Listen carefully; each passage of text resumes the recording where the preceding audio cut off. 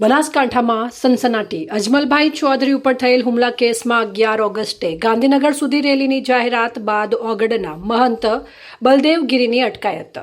બનાસકાંઠા જિલ્લાના અજમલભાઈ ચૌધરી પર થયેલા ચર્ચિત હુમલાના કેસમાં એક મોટી અને મહત્વપૂર્ણ સફળતા મળતા પોલીસે ઓગડના મહંત બલદેવગીરીની અટકાયત કરી છે।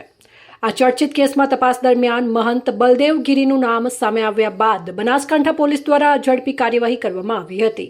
કાયદો અને વ્યવસ્થા જાળવી રાખવાના ભાગરૂપે પોલીસે મહંતને બ્લેક ફિલ્મ લગાડેલી ખાનગી કારમાં અત્યંત ગુપ્ત રીતે ડીસા તાલુકાના પોલીસ મથકે લાવવામાં આવ્યા હતા। હાલમાં ડીસા તાલુકા મથકે પોલીસના ઉચ્ચ અધિકારીઓ દ્વારા તેમની સઘન અને ઊંડાણપૂર્વક પૂછપરછ કરવામાં આવી રહી છે। પોલીસ સૂત્રોના જણાવ્યા અનુસાર પીડિત પક્ષ દ્વારા નોંધાવવામાં આવેલી ફરિયાદના આધારે આ કાર્યવાહી હાથ ધરવામાં આવી છે। જોકે આ કેસના અન્ય પાસાઓ અને કાવતરા પાછળના મુખ્ય કારણો જાણી શકાય તે માટે હજુ પણ સમગ્ર મામલે તપાસ તેજ ગતિએ ચાલુ છે। બીજી તરફ અજમલભાઈ ચૌધરી પર થયેલા હુમલાના પગલે સમગ્ર ચૌધરી સમાજમાં ભારે રોષ અને આક્રોશનો માહોલ જોવા મળી રહ્યો છે। આ ઘટનાના વિરોધમાં અને પીડિતને ન્યાય અપાવવાની માંગ સાથે ચૌધરી સમાજ દ્વારા આગામી 11 ઓગસ્ટના રોજ ગાંધીનગર સુધી વિશાળ રેલી કાઢવાની જાહેરાત પણ કરવામાં આવી રહી હોવાનું જાણવા મળ્યું હતું।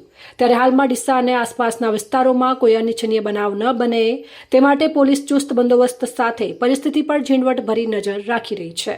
થરા પોલીસ સ્ટેશન જે ગુનો રજીસ્ટર થયેલો છે, જે ગુનાના તપાસના કામે અગાઉ 4 આરોપીઓની ધરપકડ કરવામાં આવેલ છે અને આજરોજ આ ગુનાના કામે ફરિયાદીની ફરિયાદ અને રજૂઆતને અન્વયે તેમજ જરૂરી પુરાવા અને નિવેદનોના આધારે મહંત શ્રી બળદેવનાથ બાપુનાઓની પૂછપરછ અને અટકાયત કરવામાં આવેલ છે। આ ગુનાની તટસ્થ અને નિષ્પક્ષ આગળની કાર્યવાહી તપાસ ચાલુમાં છે। જય હિન્દ, થેન્ક યુ। અહેવાલ અમૃતમાળી, બનાસકાંઠા।